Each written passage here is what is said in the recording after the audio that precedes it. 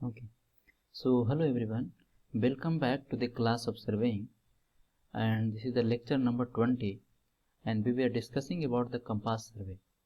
So in today's class, mainly I am going to discuss local attraction. But before starting the local attraction, first of all let me complete some small topics, that is angle of dip or dip of the needle.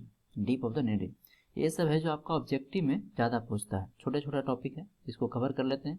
उसके बाद जो major topic है आपका subjective का, वो है local attraction, है ना। तो उसको हम इसके बाद जो डिस्कस करेंगे। So let us start the today session. First, angle of deep और डीप ऑफ द नीडल। इसको एंगल ऑफ डीप के नाम से भी जानते हैं और डीप ऑफ द नीडल के नाम से भी जानते हैं। ये होता क्या है? What is the definition of the angle of deep और डीप ऑफ द नीडल?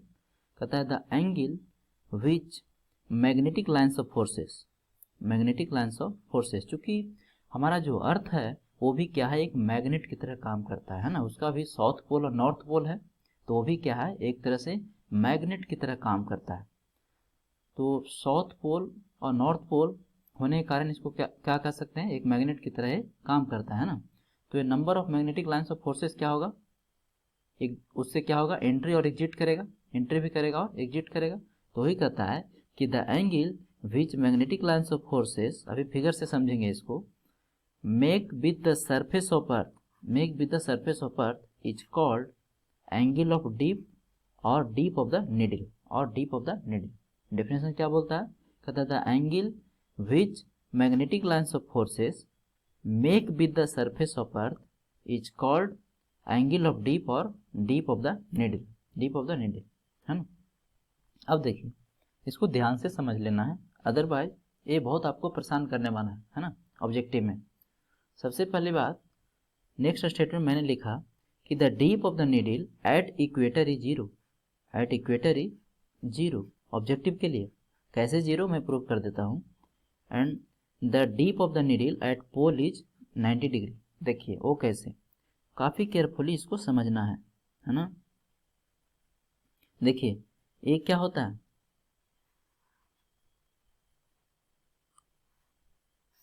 इस लाइन को क्या बोलते हैं, इक्वेटर बोलते हैं। हॉरिजॉन्टल लाइन को क्या बोलते हैं, इक्वेटर बोलते हैं। और जो वर्टिकल लाइन है इसको क्या बोलते हैं, ये जो पॉइंट है इसको क्या बोलते हैं, पोल बोलते हैं, है ना। तो दो पोल होगा, एक नॉर्थ पोल होगा और दूसरा क्या होगा, साउथ पोल होगा, है कि नहीं। तो ध्यान से देखिए, ये सब क्या है, मैग्नेटिक लाइन्स ऑफ फोर्सेस है। ये सब मैग्नेटिक लाइन्स ऑफ फोर्सेस है। ये आपका बॉटम वाला हो गया साउथ पोल और टॉप वाला क्या हो गया, नॉर्थ पोल, है ना। तो साउथ से क्या होता है, साउथ से मैग्नेटिक लाइन्स ऑफ फोर्सेस क्या होता है, एग्जिट होता है, मतलब निकलता है, यहाँ से निकलता है और जाके नॉर्थ पोल पे क्या होता है, टर्मिनेट होता है। नॉर्थ पोल पे क्या होता है, टर्मिनेट होता है, ठीक है। तो देखिए सबसे पहली बात बोलता है कि the dip of the needle at equator is zero, है ना। तो इक्वेटर की अगर बात करें तो इक्वेटर तो ए रहा, इसी को इक्वेटर बोले हैं, है ना। और डीप होता क्या है, angle, the angle which magnetic lines of forces makes with the surface of earth. तो सरफेस ऑफ अर्थ पे एक टेंजेंट ड्रा कीजिए, ये सरफेस ऑफ अर्थ है, इस पे एक टेंजेंट ड्रा कीजिए, एक टेंजेंट ड्रा कीजिए, है ना। ये टेंजेंट ड्रा कर लिए, बहुत अच्छा। मैग्नेटिक लाइन्स ऑफ फोर्सेस तो ये रहा, यहाँ पर भी एक टेंजेंट ड्रा कीजिए। ये क्या ड्रा करेंगे, टेंजेंट, स्पर्श रेखा हिंदी में बोले तो। यहाँ पर भी आप क्या कीजिए, टेंजेंट ड्रा कीजिए, इधर भी ड्रा कर सकते हैं, ये टेंजेंट रहा। तो क्या देख रहे हैं, ये जो दोनों लाइन है, ये जो दोनों लाइन है, ये सरफेस पे जो टेंजेंट ड्रा किए हैं और मैग्नेटिक लाइन्स ऑफ फोर्सेस का जो टेंजेंट ड्रा किए हैं, दोनों क्या है, पैरेलल है। और जब दो लाइन पैरेलल होता है तो दोनों के बीच का एंगल क्या होता है, 0 डिग्री होता है। दोनों के बीच का एंगल क्या है, 0 डिग्री होता है, नहीं, दोनों के बीच का एंगल क्या हो गया, 0 डिग्री। तो वही बोलता है the dip of the needle at equator is 0 degree, है ना। कैसे, क्योंकि दोनों क्या है, पैरेलल है, ठीक है। नेक्स्ट लाइन देखिए, the dip of the needle at pole is 90 degree. तो पोल पे देखिए, पोल पे टेंजेंट ड्रा करेंगे, इसको मैं कलर चेंज कर देता हूँ, let us use the green colour, है ना। तो यहाँ पे टेंजेंट ड्रा करेंगे तो कुछ ये होगा, अर्थ सरफेस का टेंजेंट ये होगा, जबकि मैग्नेटिक लाइन्स ऑफ फोर्सेस का टेंजेंट क्या होगा, ये होगा। ध्यान से देखिए, देखिए मैं ड्रा कर रहा हूँ, ये मैग्नेटिक लाइन्स ऑफ फोर्सेस का टेंजेंट है। तो ये दोनों के बीच का ये एंगल क्या है बताइए, ये जो एंगल बन रहा है ये कितना डिग्री बन रहा है, 90 डिग्री बन रहा है। क्लियर है, कितना बन रहा है, 90 डिग्री बन रहा है। ठीक है, तो ऑब्जेक्टिव में ना जाने कितने बार क्वेश्चन पूछा है। ठीक है, इसरो वगैरह का मैं एग्जाम दिया था, इसरो या एसएससी जेई, ये सब वगैरह में बहुत पूछता है। The dip of the needle at equator is 0 and dip of the needle at poles is 90 degree. तो इसको रटना नहीं है, चीज़ों को समझ लेना है ना। यहाँ पे मैं इतने अच्छे से समझा रहा हूँ, इसको क्या करना है, समझ लेना है। क्योंकि देखिए ये इक्वेटर था, तो इक्वेटर पे हमने क्या किया, टेंजेंट ड्रा किया, है ना। यहाँ पर भी टेंजेंट ड्रा किया मैग्नेटिक लाइन्स ऑफ फोर्सेस पे भी, तो दोनों क्या हो गया, पैरेलल हो गया, इसीलिए एंगल क्या हो गया, यहाँ पे 0 हो गया। ठीक है, यहाँ पे क्या हो गया, 0 हो गया। ठीक है, अब देखिए यहाँ पे क्या हो गया, 0 हो गया, है ना। तो ये दो है जो बेसिक थिंग्स है, इसको आपको क्या करना है, याद रखना है ना। डेफिनेशन याद रखना है डीप का। Now move to the next topic. Next कहता है दो इंपॉर्टेंट लाइन है जिसको भी याद रखना है। पहला को बोलते हैं आइसोक्लिनिक लाइन। क्या है, आइसोक्लिनिक लाइन, ये भी पूछता है बहुत बार एग्जाम में। आइसोक्लिनिक लाइन क्या, आइसो मीन्स क्या होता है, इक्वल होता है ना। आप लोग पढ़े होंगे लोअर क्लास में आइसोबारिक, है ना। क्या होता था, प्रेशर सेम होता था, है ना, प्रेशर सेम होता था, नहीं आइसोबारिक में। ठीक है, आइसोथर्मल टेम्परेचर सेम होता था, आइसोथर्मल में क्या होता है, टेम्परेचर सेम होता था। उसी तरह से क्या है, आइसोक्लिनिक है, यहाँ पे क्या है, आइसोक्लिनिक है। So these are line joining same value of dip, same value of dip, है ना। सपोज कीजिए कि ये नंबर ऑफ पॉइंट है जिसका डीप क्या है, सेम है, मान लीजिए 30 डिग्री 30 डिग्री है। ठीक है, तो सब पॉइंट को यदि मिलाएं तो क्या होगा, एक लाइन बन जाएगा, एक लाइन बन जाएगा। उसी को क्या बोलेंगे, आइसोक्लिनिक लाइन बोलेंगे। ठीक है, तो बस आपको इतना याद रखना है, सेम वैल्यू ऑफ डीप, है ना। These are the line joining the same value of dip, same value of dip, है ना, is known as isoclinic line. That's all. Now move to the next one, aclinic line. Aclinic line क्या होता है, line joining zero dip, zero dip, dip क्या होगा, 0 होगा, और no dip, और नो डीप मतलब कोई भी एंगल नहीं होगा, मतलब क्या होगा, 0 हुआ। ठीक है, so line joining zero dip को क्या बोलेंगे, aclinic, and line joining the equal dip को क्या बोलेंगे, आइसोक्लिनिक, है ना, आइसोक्लिनिक। तो अच्छे से इसको समझ लीजिए, है ना। Now move to the next topic, this is very very important, that is local attraction, है ना। और इस टॉपिक से आपका एसएससी जेई हो या इंजीनियरिंग सर्विसेज हो, हर एग्जाम में 20 to 30 मार्क्स का एक एक सब्जेक्टिव क्वेश्चन पूछता है, 20 मार्क्स का एक क्वेश्चन पूछता है। मैं जब क्वेश्चन सोल्व करूंगा तो आपका सेमेस्टर का भी क्वेश्चन सोल्व कराऊंगा, और कंपटीशन में जो पूछा है वो भी क्वेश्चन इस टॉपिक से मैं सोल्व करूंगा, है ना। So let us start the discussion about the local attraction.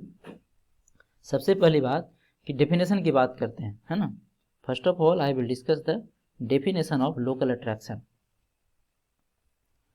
तो क्या बोलता है, कहता है कि magnetic meridian at a place, काफ़ी केयरफुली समझना है इसको। A magnetic meridian at a place is established with the help of magnetic needle. ये तो कोई नया बात नहीं बोल रहा है, हम लोग पहले से पता है ना, ये बात हमें पहले से पता है कि मैग्नेटिक नीडल के हेल्प से क्या इस्टेब्लिश करते थे, मैग्नेटिक मेरिडियन है जो इस्टेब्लिश करते थे, है ना। आगे पढ़िए, if there is no attractive forces present. If, अभी अट्रैक्टिव फोर्सेस क्या होता है ये अलग बात है, इसका हम डिस्कशन अभी करेंगे, तो थोड़ा सा पेशेंस रखिए, 1 मिनट, है ना। If there is no attractive forces present near the station, near the station में जहाँ पे हम सर्वेइंग कर रहे हैं उसके निकट यदि कोई अट्रैक्टिव फोर्सेस प्रेजेंट नहीं है, द मैग्नेटिक नीडल, तब क्या होगा, the magnetic needle pointed towards magnetic north, magnetic north. अगर कोई भी अट्रैक्टिव फोर्सेस नहीं है जिस स्टेशन पे आप सर्वेइंग कर रहे हैं, तो क्या होगा, मैग्नेटिक नीडल हमेशा नॉर्थ साउथ डायरेक्शन में क्या करेगा, लाई करेगा, हमेशा नॉर्थ साउथ डायरेक्शन में क्या करेगा, लाई करेगा, है ना। But if there is any attractive forces present, यदि कोई अट्रैक्टिव फोर्सेस वहां पे प्रेजेंट हो नियर द स्टेशन, देन अब क्या होगा, then in such situation magnetic needle is not pointed towards the magnetic north. इस केस में क्या होगा, आपका जो मैग्नेटिक नीडल है वो परफेक्टली नॉर्थ साउथ में लाई नहीं करेगा, क्या होगा, सम इंक्लिनेशन आ जाएगा, उसमें क्या होगा, सम इंक्लिनेशन आ जाएगा, है ना। This phenomena is called local attraction, इसी को क्या बोलते हैं, लोकल अट्रैक्शन बोलते हैं। Once again I am going to repeat, कहता है magnetic meridian at a place is establish with the help of magnetic needle, है ना। ये बात आपको पहले से पता है कि किसी भी प्लेस पे यदि आप मैग्नेटिक मेरिडियन एस्टैब्लिश करना चाहते हैं तो वहाँ पे हम क्या करते हैं, मैग्नेटिक नीडल को फ्रीली सस्पेंडेड करते हैं, फ्रीली सस्पेंडेड करते हैं, है ना। अब कहता है कि if there is no attractive forces present near the station, जहां आप सर्वेइंग कर रहे हैं वहां पे यदि कोई है जो अट्रैक्टिव फोर्सेस प्रेजेंट नहीं है, अट्रैक्टिव फोर्सेस क्या क्या हो सकता है अभी हम देखने वाले हैं, है ना, नहीं है, then magnetic needle pointed towards the magnetic north. अगर कोई अट्रैक्टिव फोर्सेस नहीं है तो क्या होगा, कोई इन्फ्लुएंस नहीं करेगा इसको, तो सीधा सीधा क्या होगा, नॉर्थ साउथ डायरेक्शन में लाई करेगा। But if there is any attractive forces present near the station, then in such situation magnetic needle is not pointed towards the magnetic north, है ना। इस केस में क्या होगा, परफेक्टली मैग्नेटिक नॉर्थ में लाई नहीं करेगा, है ना। नीडल है जो परफेक्टली क्या होगा, मैग्नेटिक नॉर्थ की तरफ लाई नहीं करेगा। This phenomena is called local attraction. इसको क्या बोलते हैं, इसको क्या बोलते हैं, लोकल अट्रैक्शन बोलते हैं।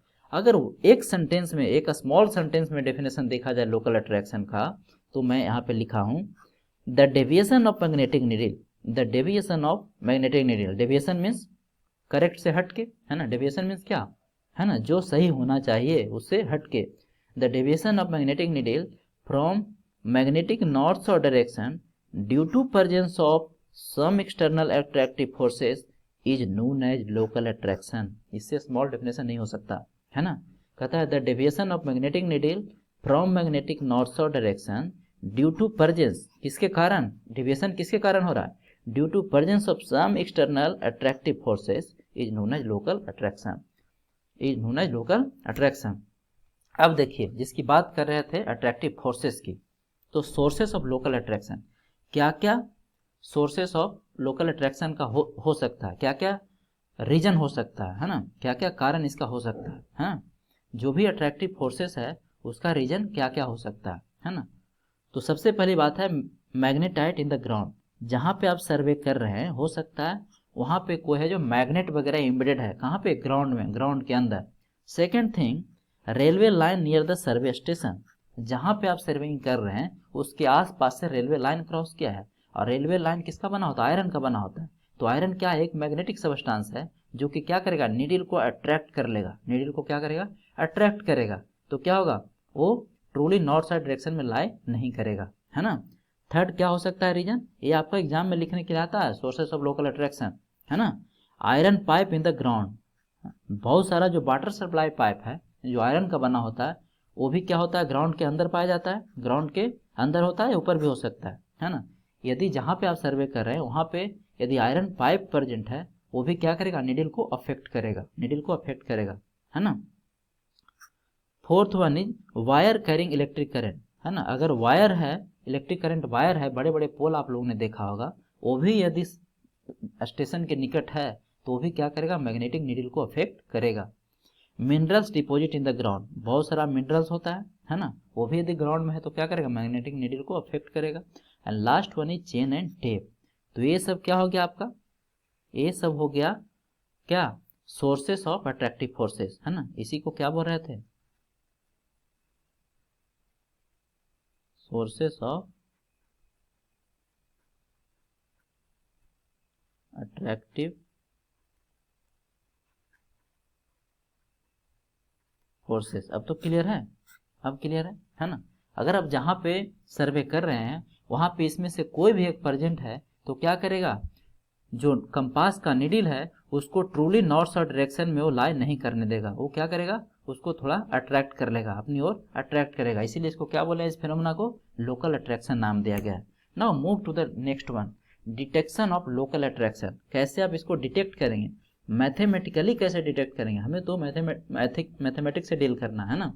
मैथमेटिकली आप कैसे डिटेक्ट करेंगे कि जो जिस स्टेशन पे हमने सर्वेइंग किया है वो वहाँ पे लोकल अट्रैक्शन देखा गया है ना, वो कैसे डिटेक्ट करेंगे। तो देखिए कहता है कि if difference of fore bearing and back bearing, fore bearing and back bearing of a survey line is equal to 180 degree, है ना। सब देख चुके हैं हम लोग फोर बेयरिंग बैक बेयरिंग के बारे में काफी डिटेल में, है ना। देन बोथ लाइन्स में be unaffected by local attraction. क्या बात है, ये बोल रहा है, सपोज कीजिए कि ए और बी दो स्टेशन है, ए और बी दो स्टेशन है ना। ए और बी क्या है, दो स्टेशन है। आपने दोनों जगह पे क्या किया, सर्वे किया, दोनों जगह पे सर्वे किया। ए है, ए बी है। यहाँ पर भी कोई बेरिंग आएगा,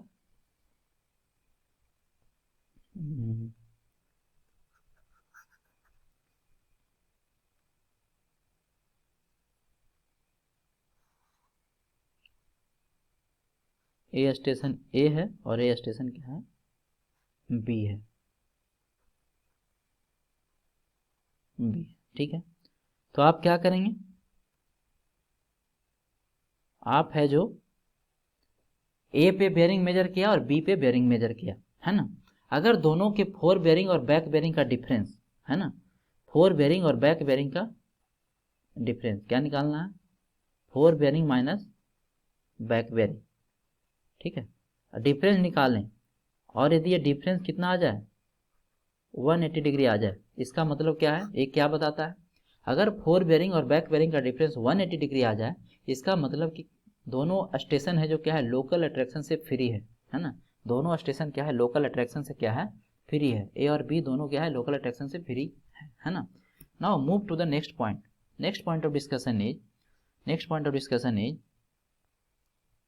कहता है कि if difference of fore bearing and back bearing of a survey line is not equal to 180 degree, यदि 180 डिग्री नहीं हुआ, देन बोथ स्टेशन और एनी वन स्टेशन में be affected by local attraction. ये सब चीज आपको बुक में लिखा हुआ नहीं मिलेगा, सबसे पहली बात। ठीक है, काफी क्वेश्चन सोल्व करने के बाद जो हमारा एक्सपीरियंसेस है वो है जो आप लोगों के साथ हम शेयर कर रहे हैं, है ना। कहता है कि यदि 180 डिग्री नहीं आ रहा है तो या तो दोनों स्टेशन लोकल अट्रैक्शन के द्वारा अफेक्टेड होगा या तो एक स्टेशन होगा, है ना। लेकिन होगा तो जरूर, लेकिन होगा तो जरूर। Now move to the next one. Error और correction at a particular station is same for all angle measured from the that station. What does it means, इसका मीनिंग क्या है, इसका मीनिंग क्या है। सपोज कीजिए कि कोई स्टेशन, मान लेते हैं कि ए है, बी है एंड सी है। ठीक है, B and A B C है। ठीक है, बी पे मान लेते हैं कि करेक्शन है जो +1 डिग्री का, सही से समझना है। बी पे करेक्शन सपोज कीजिए कि +1 डिग्री का है। कितना डिग्री का है, +1 डिग्री का है ना, +1 डिग्री का है। तो बी से स्टार्ट होने वाला जितना भी लाइन है, बी से स्टार्ट होने वाला जितना भी लाइन है, सब में करेक्शन क्या होगा, सेम होगा, मतलब 1 डिग्री का ही होगा। तो बी से कौन कौन स्टार्ट हो रहा है, बी ए हो रहा है और बी सी हो रहा है। मतलब जब हम बी सी लाइन के लिए करेक्शन करेंगे या फिर बी ए लाइन के लिए करेक्शन करेंगे तो दोनों का करेक्शन क्या होगा, सेम होगा। दोनों का करेक्शन क्या होगा, सेम होगा, मतलब 1 डिग्री होगा। वही बोल रहा है कि एरर और correction at a particular station is same for all angle measured from that station. B से बी पे यदि करेक्शन सपोज कीजिए कि 1 डिग्री का है, एग्जाम्पल के तौर पे, क्वेश्चन में हम देखेंगे डिटेल में, है ना। सपोज कीजिए कि बी पे करेक्शन 1 डिग्री का है, तो बी से स्टार्ट होने वाला जितना भी लाइन है, बी से स्टार्ट होने वाला यहाँ पे कौन कौन लाइन है, बी सी है और बी ए है ना। तो ये दोनों में करेक्शन कितना का होगा, 1 डिग्री का ही होगा, 1 डिग्री का ही होगा। कोई थर्ड लाइन सपोज कीजिए कि ई होता, है ना, बी कोई होता, तो बी में भी कितना का करेक्शन होगा, 1 डिग्री का ही होगा। ये इसका मतलब है इस स्टेटमेंट का। ठीक है, बाकी जब क्वेश्चन सोल्व करेंगे then it will be more clear to all of you, है ना, ये ज़्यादा क्लियर होगा आप लोगों को। अब एक एग्जाम्पल से आपको बताते हैं, अब एक एग्जाम्पल से आपको समझाने की कोशिश करते हैं। इसको मैं रेज कर देता हूँ, जस्ट समझाने के लिए था।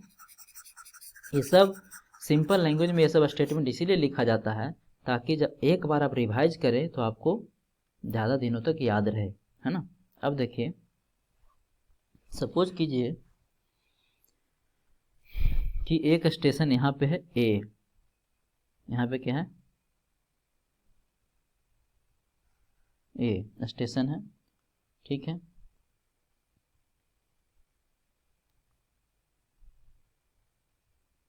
उसके बाद देखिए ए हो गया, उसके बाद मान लेते हैं कि यहाँ पे कोई बी है, ये आपका ए है,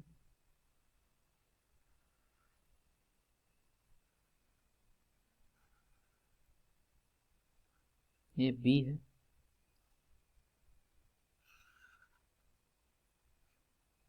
ये सी है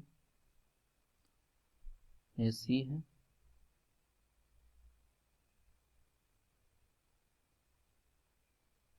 ये डी है, और यहाँ पे लास्ट वन है जो ई है, ई है।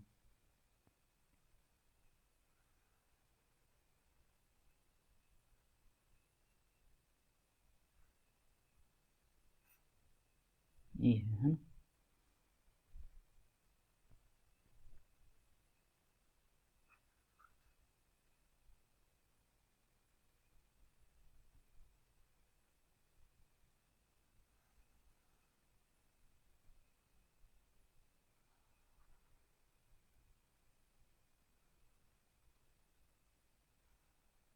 ठीक, ये क्या है आपका, ई है ना। यहाँ पे अगर ध्यान से देखा जाए तो ये क्या होगा, नॉर्थ होगा, ये भी नॉर्थ होगा, ये भी नॉर्थ होगा, ये भी नॉर्थ होगा, और ये भी क्या होगा, नॉर्थ होगा, है ना। ये भी क्या होगा, नॉर्थ होगा। अब यदि बेयरिंग मेजर करें, बेयरिंग मेजर करें तो क्या मेजर कर सकते हैं, देखिए इसका तो कुछ ऐसे मेजर कर सकते हैं, उसके बाद इसका कैसे मेजर करेंगे, कुछ इस तरह से, इस तरह से ऐसे होगा, इसका कुछ ऐसे होगा, है ना, कुछ ऐसे होगा। उसी तरह से इसका कुछ यहाँ से ऐसे होगा, इस तरह से,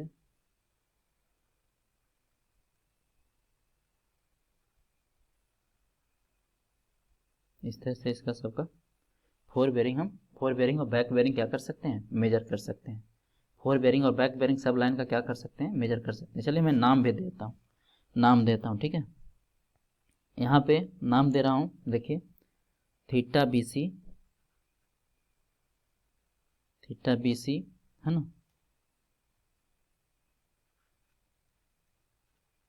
थीटा बी ए, बी से ए जब जाएंगे तो थीटा बी ए लिखेंगे। उस तरह से ए से ई जब जाएंगे तो क्या होगा, थीटा ए ही होगा, है ना, थीटा ए ही होगा। उसके बाद थीटा ए भी होगा। नाम इसका लिख देते हैं, कुछ कुछ कुछ नामकरण इसका कर देते हैं, ठीक है। उसके बाद क्या होगा, थीटा ई डी होगा, थीटा ई डी होगा, फिर थीटा ये होगा। उस तरह से यहाँ पे लिखेंगे तो थीटा डी सी हो जाएगा, डी सी हो जाएगा, और थीटा ई डी हो जाएगा, है ना, थीटा डी। उस तरह से यहाँ पे लिखेंगे तो क्या होगा, थीटा सी डी होगा, और थीटा बी सी होगा, थीटा सी बी लिखें और बी सी लिखें, ठीक है। अब देखिए, अब देखिए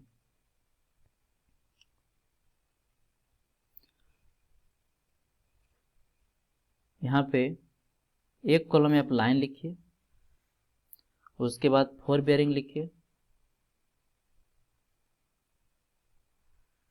फिर बैक बेयरिंग लिखिए, और उसके बाद डिफरेंस लिखिए। क्या लिखिए, डिफरेंस लिखिए, है ना, डिफरेंस लिखिए। लाइन क्या क्या है, ए बी है, बी सी है, सी डी है, सी डी है, फिर डी है, एंड लास्ट वन इज ये है, ये है, ठीक है। फोर बेयरिंग इसका क्या होगा बताइए, ए बी का फोर बेयरिंग क्या होगा, थीटा ए बी होगा, थीटा ए बी होगा। ये क्या होगा, बैक बेयरिंग इसका थीटा बी ए होगा, है कि ना। उस तरह से लिख सकते हैं थीटा बी सी, इसको लिख सकते हैं थीटा क्या, सी बी। उस तरह से थीटा सी डी लिख सकते हैं, थीटा डी सी लिख सकते हैं, इसको थीटा डी लिख सकते हैं यहाँ पे, और यहाँ पे क्या लिख सकते हैं, थीटा ई डी लिख सकते हैं, यहाँ पे लिख सकते हैं थीटा ई ए और यहाँ पे लिख सकते हैं थीटा ए, थीटा ए। ठीक है, अब देखिए मान लेते हैं ये हम एज्यूम करके चल रहे हैं, ये हम एज्यूम करके चल रहे हैं, ठीक है, एज्यूम करके चल रहे हैं कि यहाँ पे डिफरेंस आपने निकाला फोर बेरिंग का और बैक बेरिंग का, तो ये आ गया 180 डिग्री। कितना आ गया? ईडी का 180 डिग्री आ गया। यहाँ पे डिफरेंस आपने निकाला, यहाँ पे डिफरेंस निकाला तो नॉट इक्वल टू 180 डिग्री आया। यहाँ पर भी डिफरेंस है जो नॉट इक्वल टू 180 डिग्री आया, यहाँ पर भी नॉट इक्वल टू 180 डिग्री आया। फोर बेरिंग और बैक बेरिंग का difference not equal to 180 degree आया और यहाँ पर भी नॉट इक्वल टू 180 डिग्री आया।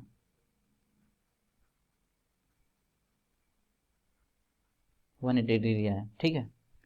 तो ए बी के बीच का निकाला तो नॉट इक्वल टू 180 डिग्री आया, है ना। ए और बी पे जो भी स्टेशन है उसका फोर बेरिंग और बैक बेरिंग का डिफरेंस हमने निकाला तो कितना आ गया? Not equal to 180 degree. A B कितना आ गया? Not equal to 180 degree. A भी कितना आ गया? नॉट इक्वल टू 180 डिग्री, है ना। इसको निकालने तो डी का कितना आया था? 180 डिग्री आया था। ये ज्यूम करें सिर्फ समझाने के लिए आपको, लास्ट वाला भी नॉट इक्वल टू 180 डिग्री आया। इसका मतलब क्या हुआ? इसका मतलब इससे आप क्या कंक्लूजन निकाल सकते हैं, है ना। इससे कंक्लूजन ये निकलता है कि जो आपका डी है, ये जो आपका डी है ना, ये जो डी है ये क्या है? Not affected by local attraction है, क्योंकि डिफरेंस फोर बेरिंग का बैक बेरिंग कितना है? 180 डिग्री है। नॉट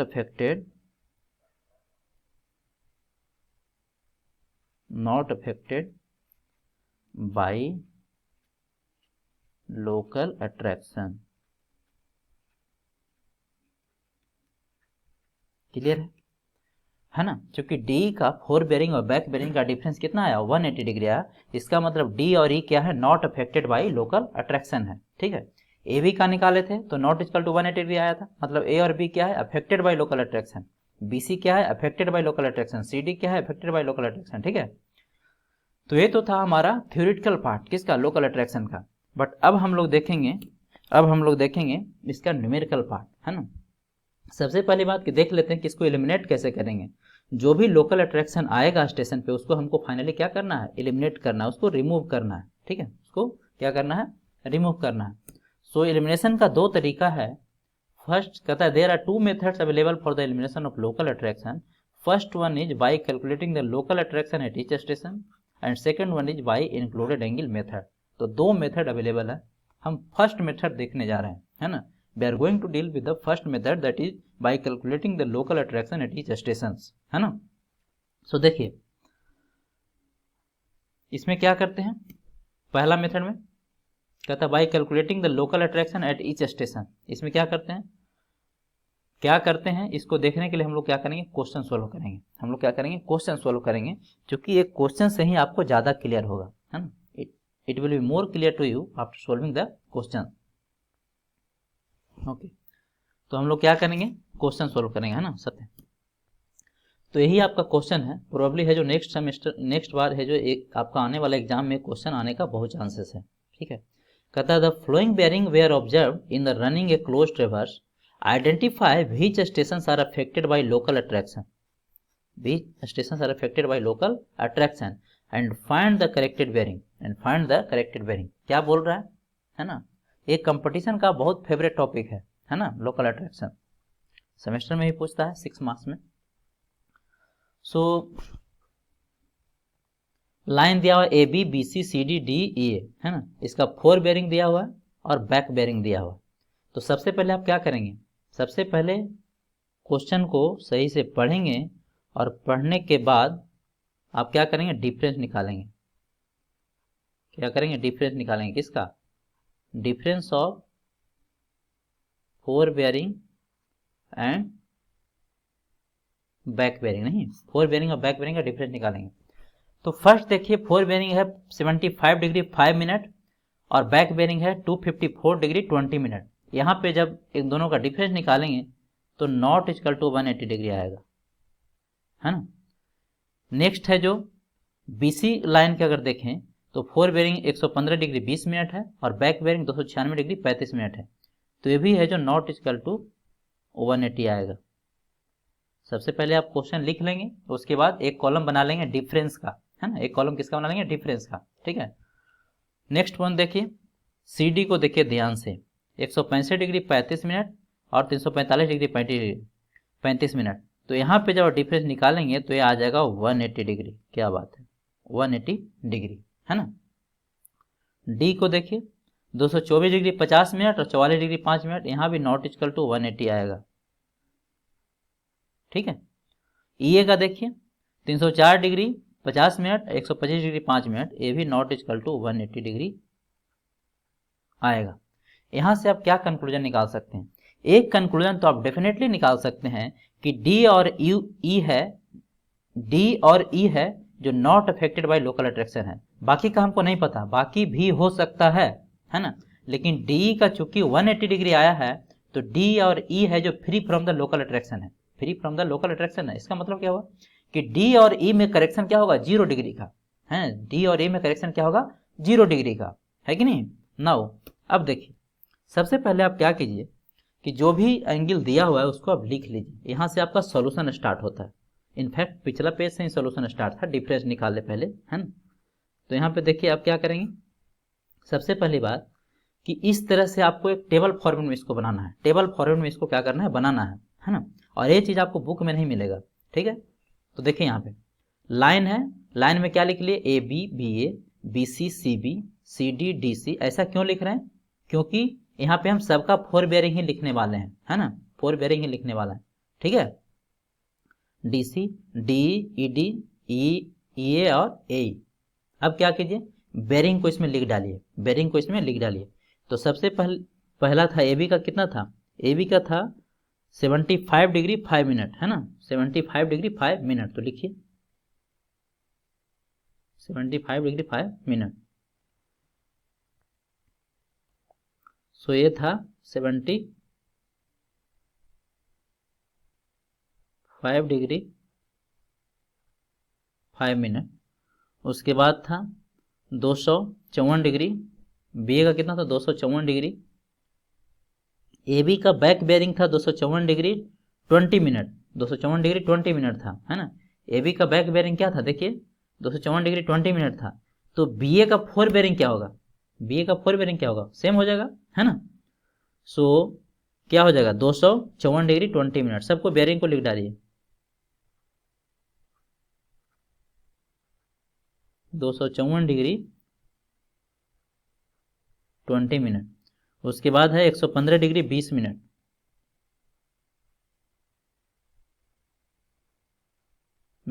बहुत इंटरेस्टिंग है टॉपिक, है ना। पूरा ध्यान से सुनना है एक बार और समझना है। CB का देखिए, CB का कितना है?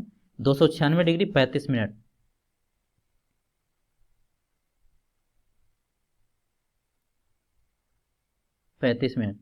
उसके बाद है 165 डिग्री 35 मिनट CD का।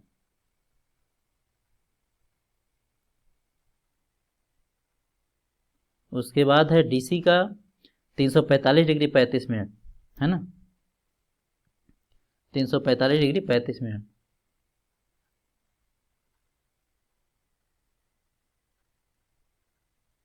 उसके बाद D का है 224 degree 50 minute, 224 degree 50 minute. ED का है 44 degree 5 minute, 44 degree 5 minute.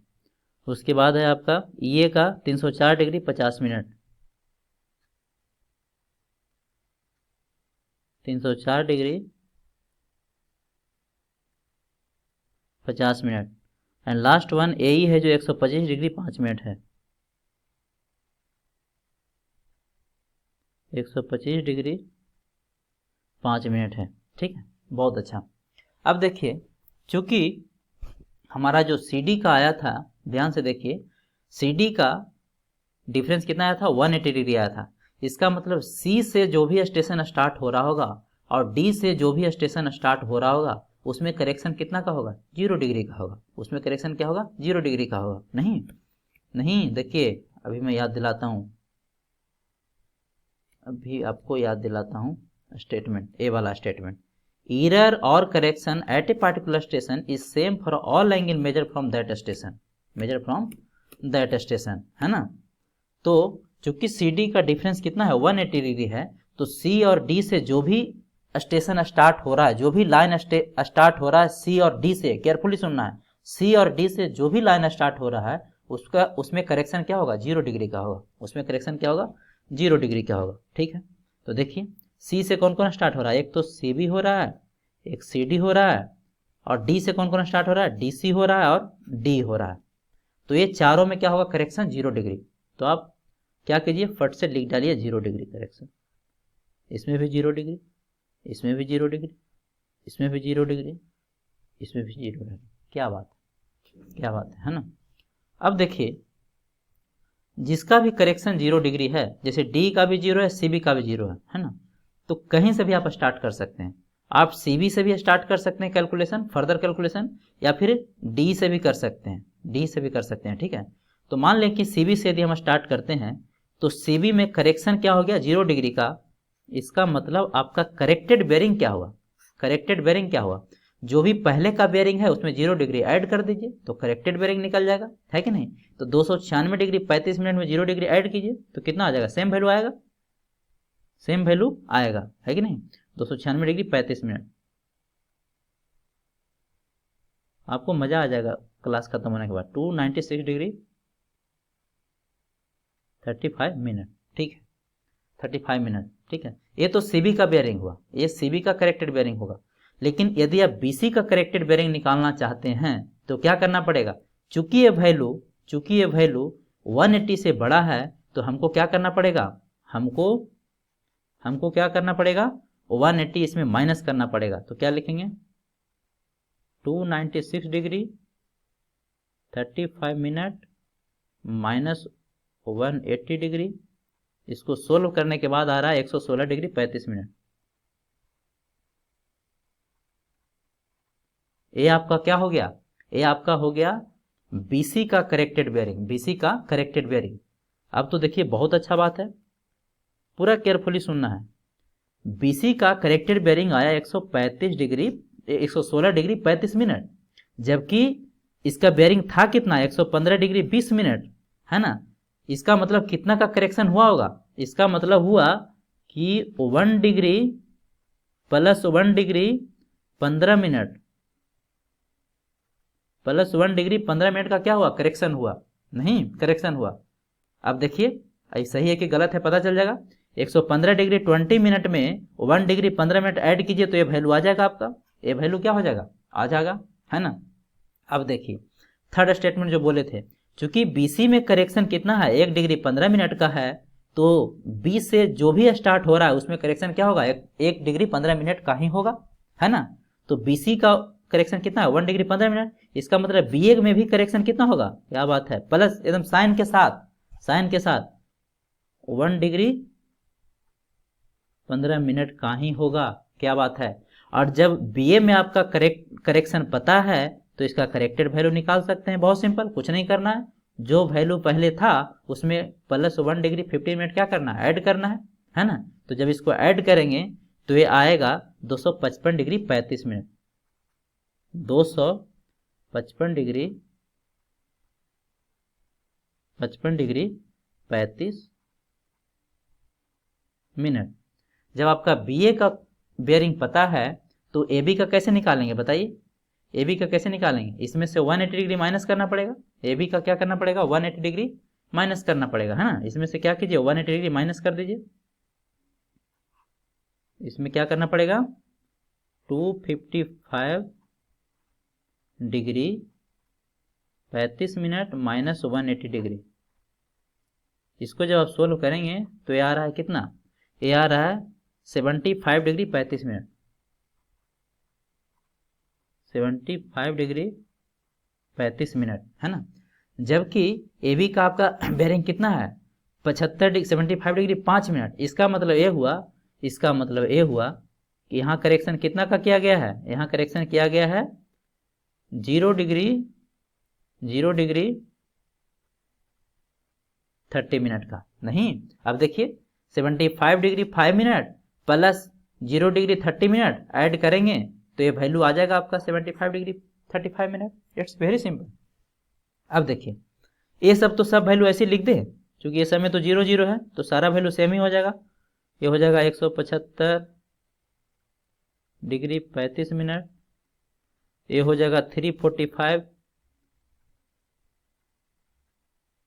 Degree 35 minute, ये हो जाएगा 224 डिग्री 50 मिनट,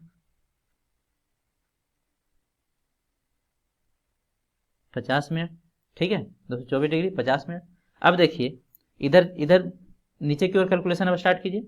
यहाँ 224 डिग्री 50 मिनट है, 224 डिग्री कितना है, 50 मिनट है। ठीक है, तो डी का 224 डिग्री 50 मिनट है, आपको चाहिए ईडी का। तो ईडी का करने के लिए क्या करेंगे बताइए, ईडी का कैलकुलेशन करने के लिए आप क्या करेंगे, 224 में से चूंकि 180 डिग्री से बड़ा है तो हम क्या करेंगे, 224 डिग्री 50 मिनट माइनस 180 डिग्री कर देंगे तो क्या आ जाएगा, हमारा एडी का बेयरिंग आ जाएगा, करेक्टेड बेयरिंग। तो ये जब करेंगे तो ये आ रहा है 40 डिग्री 50 मिनट, 50 मिनट। अब देखिए यहाँ कितना था, सॉरी 44 डिग्री 50 मिनट आएगा। इसको जब सोल्व करेंगे तो आएगा 44 डिग्री 50 मिनट, है ना, 44 डिग्री 50 मिनट। अब यहाँ पे कितना है, 44 डिग्री 5 मिनट। इसका मतलब क्या हुआ, इसका मतलब ये हुआ कि इसमें करेक्शन किया गया है कितना का, 0 डिग्री 40 मिनट का, 0 डिग्री 45 मिनट का, 0 डिग्री 45 मिनट का क्या किया गया है, करेक्शन किया गया है। और जब ईडी में करेक्शन किया गया है 0 डिग्री 45 मिनट का, तो ई से जो भी स्टेशन स्टार्ट हो रहा है उसमें भी क्या होगा, सेम करेक्शन होगा। तो ई से और कौन स्टार्ट हो रहा है, ई ए स्टार्ट हो रहा है, तो इसमें भी कितना करेक्शन होगा, बहुत इंटरेस्टिंग है, 0 डिग्री 45 मिनट का ही होगा। आपको क्वेश्चन बनाने के लिए भी देंगे तो इसका करेक्टेड बेयरिंग निकाल सकते हैं, अब कोर्स निकाल सकते हैं यार। 304 डिग्री 50 मिनट में क्या करना है, 45 मिनट को ऐड करना है। तो इसको जब आप ऐड करेंगे तो ये आ जाएगा 305 डिग्री 35 मिनट, 305 डिग्री 35 मिनट,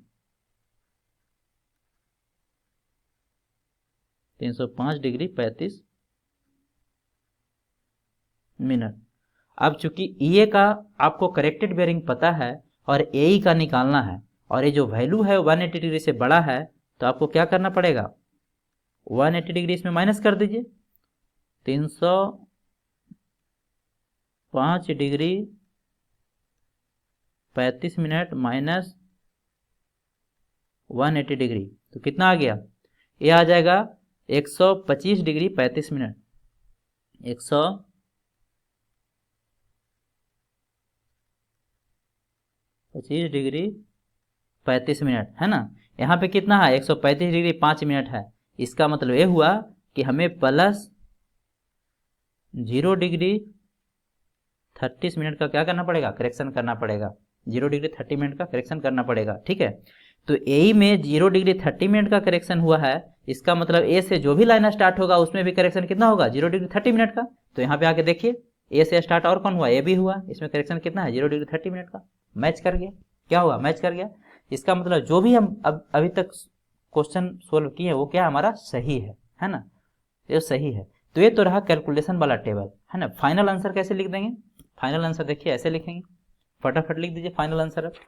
अब तो कुछ करना ही नहीं है, फटाफट अब लिख दीजिए, ये आपका फाइनल सॉल्यूशन हो गया। क्योंकि जिस फॉर्मेट में हमारा क्वेश्चन दिया था उसी फॉर्मेट में हमारा क्या होना चाहिए, आंसर भी होना चाहिए, है ना। तो लाइन लिखिए फटाफट, क्या है, ए बी है, बी सी है, सी डी है, उसके बाद डी है, और लास्ट में क्या है, ये। अब सबका corrected bearing, corrected four bearing लिख दीजिए, जो भी निकाले हैं, फोर बेयरिंग निकाले हैं, है ना। करेक्टेड फोर बेयरिंग और करेक्टेड बैक बेयरिंग सारा लिख डालिए, तो कितना हो जाएगा, सिर्फ आंसर अब लिख देना, जो भी कैलकुलेट करके हम मुझे आया है वो सब क्या करेंगे, लिख डालेंगे, है ना। तो ए बी का कितना आया, 75 डिग्री 35 मिनट, ठीक है। करेक्टेड बैक बेरिंग मतलब बी ए कितना है 255 डिग्री 35 मिनट। आप इसको 2 बार इस लेक्चर को देखिए, है ना। उसके बाद देखिए बीसी का 116 डिग्री 35 मिनट,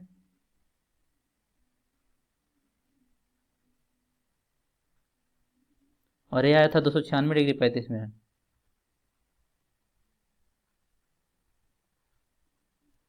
सीडी का आया है 165 डिग्री 35 मिनट,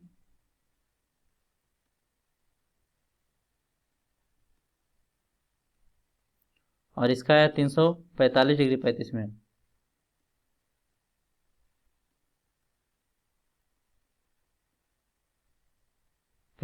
है ना। डी का आया था 224 डिग्री 50 मिनट,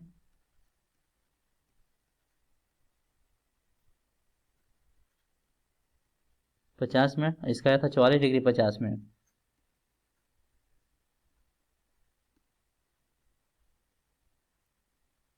लास्ट वन ई ए का आया था 305 डिग्री 35 मिनट, 305 डिग्री 35 मिनट, और इसका आया था 125 डिग्री 35 मिनट। देखिए तो आया था कि नहीं ई ए का, ये रहा ना 305 डिग्री 35 मिनट, 305 डिग्री 35 मिनट, है ना।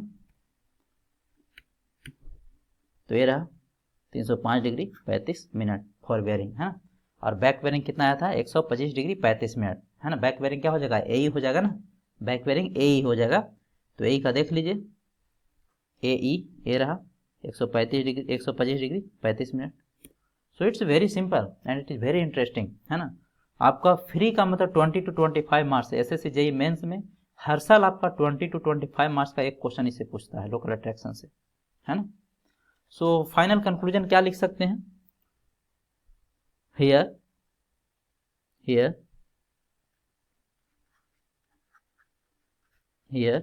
स्टेशंस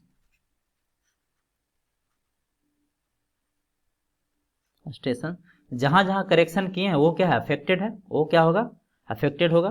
तो ए बी एंड ई, देखिए ध्यान से, ए पे करेक्शन किए हैं, बी पे करेक्शन किए हैं, और ई पे करेक्शन किए हैं। और किस पे करेक्शन किए हैं, ई पे। तो 3 स्टेशन क्या है आपका लोकल अट्रैक्शन से अफेक्टेड है। A B station, A comma B and E are affected by, और आपको बताना भी था कौन कौन अफेक्टेड है, are affected by local attraction. अगर इतना आप कर देते हैं तो आपका पूरे के पूरे मार्क्स एग्जाम में मिल जाएंगे, पूरे के पूरे मार्क्स एग्जाम में मिल जाएंगे, ठीक है। सो ये तो था लोकल अट्रैक्शन के बारे में। इस पे और कंपटीशन का क्वेश्चन करेंगे एक दो, ठीक है। क्योंकि 2 मेथड बताए हैं, है ना। फर्स्ट मेथड हमने यहाँ पे डील कर लिया। नाउ एक क्वेश्चन मैं किया हूँ, अब एक क्वेश्चन आप करके लाइएगा, ठीक है। मैं एक क्वेश्चन आपको दे रहा हूँ, एक क्वेश्चन मैं आपको दे रहा हूँ। ए है, क्वेश्चन पूछा एसबीटी 2017 में 6 मार्क्स का, है ना। क्वेश्चन तो लिखने दीजिए। ए बी का आपका जो 4 बेयरिंग है 124 डिग्री 30 मिनट है,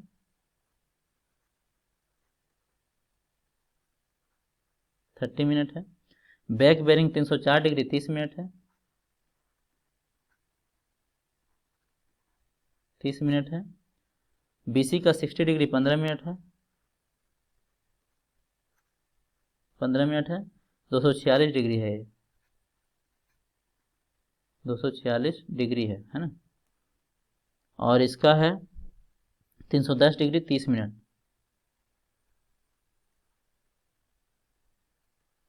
30 मिनट। और 135 degree 15 minute, 135 degree 15 minute. And last one 200 degree 15 minute, 17 degree 45 minute.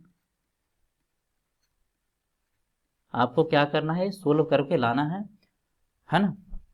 और अगर आप लिख सकते हैं तो आप आंसर कमेंट सेक्शन में लिखिए, है ना। लेकिन डिग्री मिनट सेकंड है जो लिखना थोड़ा टफ होगा, तो आप PDF फॉर्मेट में भी उसमें क्या कर सकते हैं, अपलोड कर सकते हैं, है ना, अपलोड कर सकते हैं। अदरवाइज अब इसको सॉल्व कीजिए, क्वेश्चन ए बन जाएगा, है ना। क्वेश्चन ए आपसे हम आशा करते हैं कि आप लोग बनाने में इसको सक्षम हो पाएंगे, है ना। क्या निकालना है, डिटर्मिन द करेक्टेड वैल्यू, जैसे अभी किया था उसी तरह से इसको करना है। As it is same type का क्वेश्चन हर साल 6 मार्क्स का पूछता है, ठीक है। So this is all about today session. कल हम लोग क्या करेंगे, डिस्कस करेंगे नेक्स्ट इसके आगे, है ना। उसके बाद चैप्टर क्या हो जाएगा, कंप्लीट हो जाएगा। कल ये चैप्टर प्रोबेबली कंप्लीट हो जाएगा, ठीक है। फिर है जो आगे स्टार्ट करेंगे नेक्स्ट चैप्टर लेवलिंग, है ना। सो this is all about today session. Thank you for watching, all the best, जय हिंद।